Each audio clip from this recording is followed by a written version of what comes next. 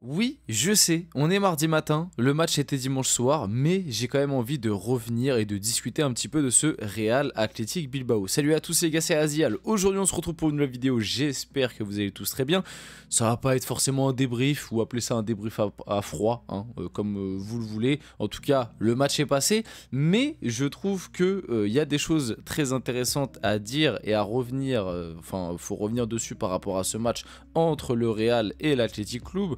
Au-delà de la victoire du Real Madrid qui leur permet de rester encore dans la course, c'est quand même un truc complètement dingue, hein. Vite fait, on peut en dire un mot.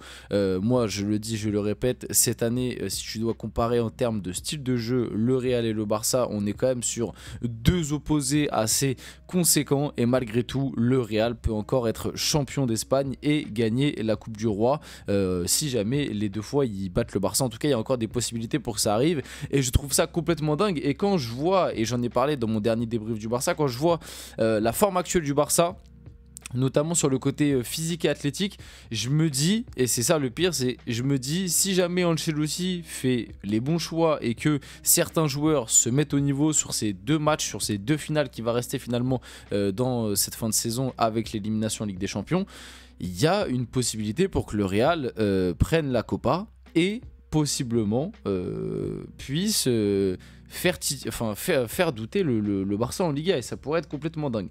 Donc pourquoi je voulais parler de ce match? Parce qu'au-delà de la victoire du Real, comme j'ai dit, qui leur permet de rester en vie dans cette Liga, ce qui était à quelques minutes, quelques secondes de ne plus arriver, enfin de ne pas arriver, au-delà de cette frappe de Valverde qui les sauve, si jamais il y avait match nul, voilà, t'étais à 6 points, si je ne me trompe pas, avec le match nul, sachant que le Barça a le goal average, donc tu peux compter 7 points, il reste 5 matchs de Liga, 5 ou 6 matchs, j'ai un doute. Bref, c'était, ça devenait quelque chose de très compliqué. Il y a 3 points qui m'intéressent par rapport à ce match et dont j'ai envie de revenir dans cette vidéo, et on pourra aussi bien évidemment revenir sur la rencontre, parler de quelques individualités comme d'habitude, vous connaissez, on ira faire un tour sur FootMob après.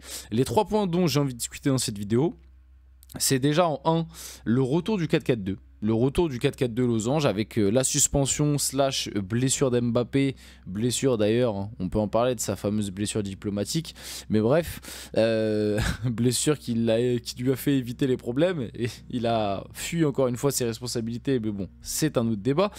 Donc le retour du 4-4-2 losange, où moi j'ai quand même aimé ce que j'ai vu dans ce match par rapport au 4-4-2 losange, avec notamment une équipe qui n'a pas transformé son jeu, c'est à dire qu'on n'est pas passé d'un jeu catastrophique depuis le début de la saison à d'un coup un Joga Bonito, mais malgré tout j'ai vu un collectif bien plus huilé, j'ai vu une tactique bien plus cohérente et un Real qui a retrouvé un semblant d'équilibre, et on l'a vu sur ce match. Alors le match était assez ennuyeux, notamment la première mi-temps où c'était pas du grand football, mais c'était un Real qui ressemblait à ce qu'on voyait du Real l'année dernière. L'année dernière, le Real ne jouait pas bien au foot, hein. L'année dernière, le Real, il y a plein de matchs où c'était très ennuyeux et où le Real a fait la div dans les 5-10 dernières minutes. Mais ce qu'on s'efforce de dire, c'est que l'année dernière, le Real avait une idée collective précise, avait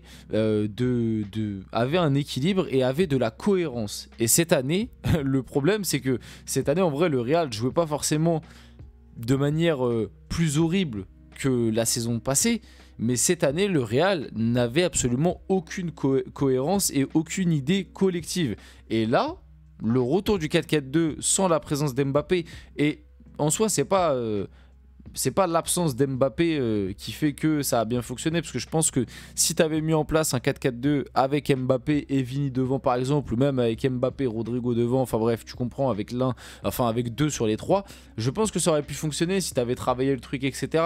Le problème, c'est que comme je vous l'ai toujours dit, tu as eu sur les 6 premiers mois un Rodrigo qui pétait le feu. C'est moins le cas ces derniers temps, mais sur les 6 premiers mois de la saison, Rodrigo c'était le meilleur des 3 de devant, donc si tu l'enlevais, ça allait faire des problèmes, donc tu étais obligé de le mettre. Et Vinicius et Mbappé, par rapport à leur statut, tu ne pouvais pas les enlever. Et d'ailleurs, je reviens aussi là-dessus, et on en a pas mal parlé à l'époque, mais la meilleure période finalement du Real Madrid, c'est courant décembre jusqu'à février, c'est une période où à chaque fois, soit t'as Vinicius qui est pas là parce qu'il était blessé ou suspendu, ou alors à un moment t'as eu Mbappé qui était pas là parce que pareil, petite gêne, suspension.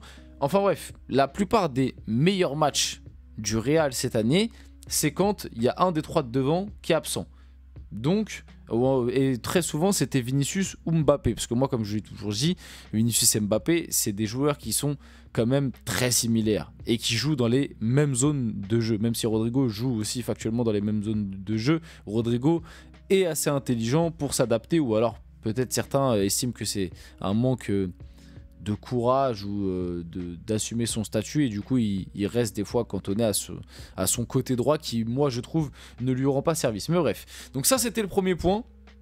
Le deuxième point, du coup un Vini retrouvé. Un Vini retrouvé sans la présence de Mbappé, où on a vu un Vini qui voilà, nous a montré que c'était lui le leader du Real, et que quand Mbappé n'est pas là sur le terrain, il assume ce rôle de leader du Real Madrid à la perfection. Alors tout n'était pas, j'ai dit à la perfection juste avant, mais justement tout n'était pas parfait. Moi je trouve qu'il y a eu quand même beaucoup de déchets, mais un Vini qui a fait mal, un Vini qui a tenté, un Vini qui a reçu énormément de ballons, qui a été vraiment le point qui a amené toutes les offensives du Real Madrid. C'est-à-dire que beaucoup d'actions offensives, beaucoup de ballons sont passés par lui pour justement créer la différence.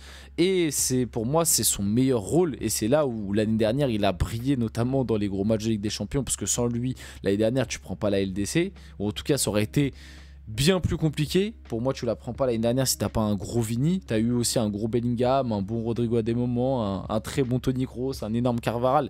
Je remets pas ça en cause, mais pour moi, le facteur X sur ta campagne de Ligue des Champions, c'est Vini. Et là, sur ce match, on a retrouvé un très bon en tout cas Vinicius.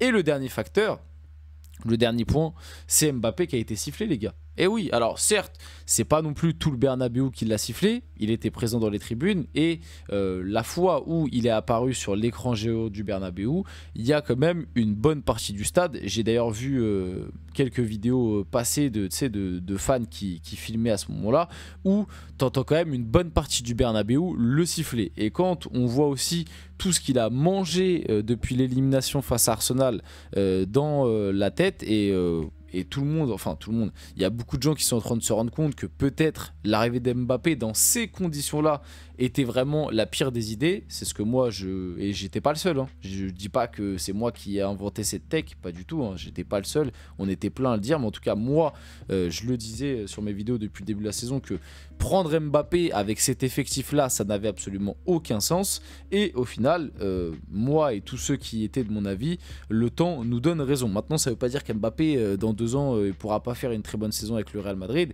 On sait pas de quoi il fait l'avenir. L'effectif peut très bien changer. Ça se trouve, Vinicius va partir, Rodrigo va partir.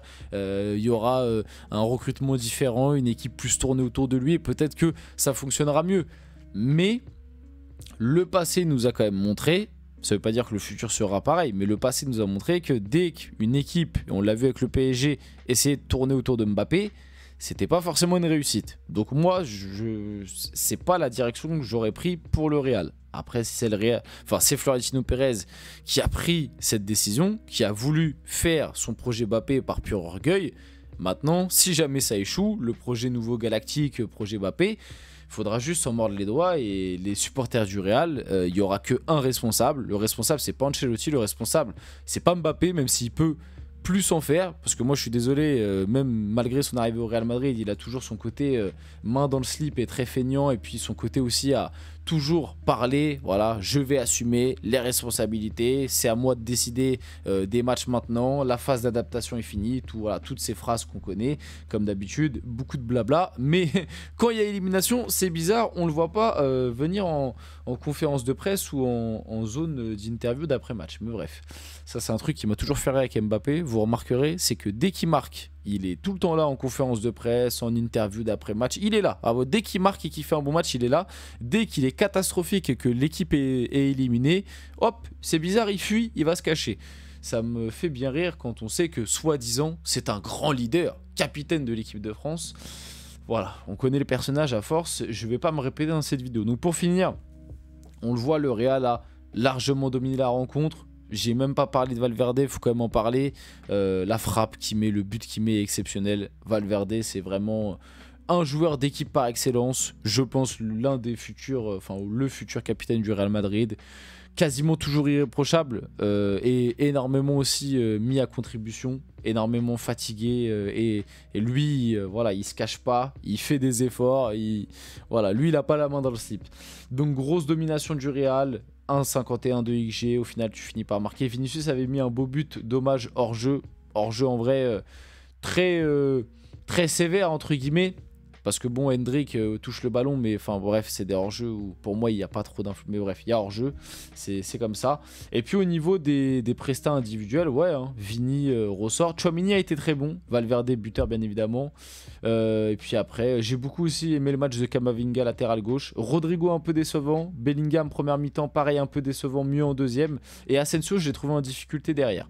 Voilà, on peut finir la vidéo là-dessus. J'espère que cette vidéo vous a plu. Si c'est le cas, n'hésitez pas à liker, commenter, partager, vous abonner les gars. C'était Azial. On se retrouve très rapidement pour une prochaine vidéo.